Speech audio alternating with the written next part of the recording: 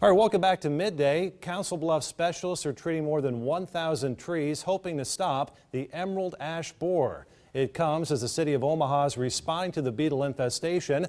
Officials confirmed on Wednesday the bug was in an ash tree in Pulaski Park. Crews across the river started treating the healthiest trees in the spring, hoping to save around 97% of them. And of course, we turn now to John Fesh, our garden guru, to give us a lot of inside information on how to protect our trees from this emerald ash borer. Right. John, first of all, I have some questions. Where did this thing come from in the first place? It's not the pine beetle from Colorado, right? It's totally different. Totally different insect. Yeah. Originally from China and throughout parts of Asia.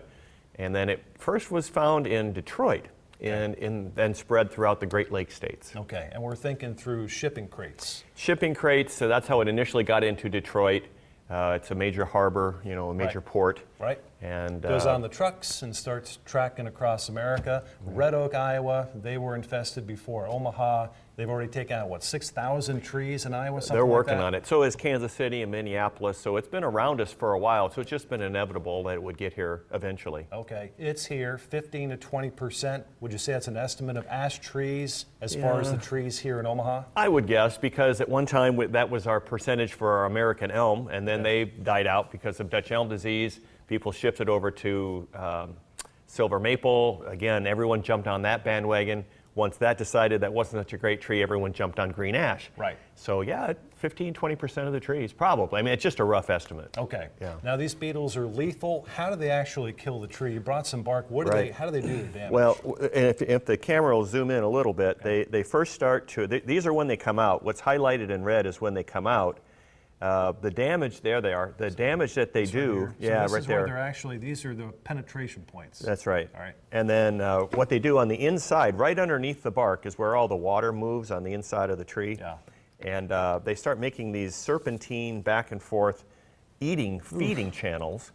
And that's what causes all the damage. It's like clogging all the veins in your arm and expecting blood to flow. It just wouldn't happen. How long does it take to kill a tree?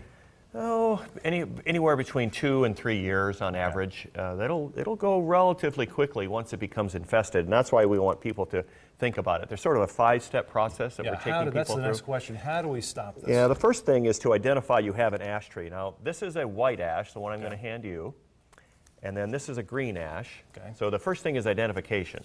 And these both look pretty similar, but so does this tree, which has compound leaves and kind of medium green leaves. Yeah.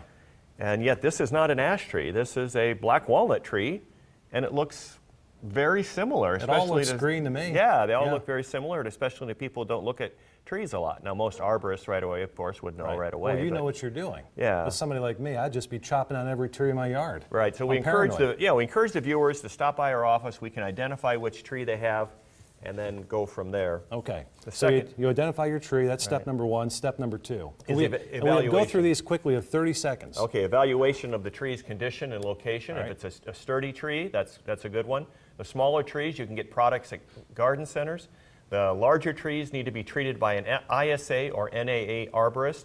And if it's not a worthy tree, some of those trees should be replaced. And as you mentioned, it's a very complicated scenario. We'll be offering classes on it on Tuesday and next Wednesday so that people can find lots of time to go sift through all this. It's very emotional too. Some of these are memorial type trees. Yeah. And so it's complicated. We're going to be offering classes on it again at our office at 80th and West Center, June 14th at 7 p.m.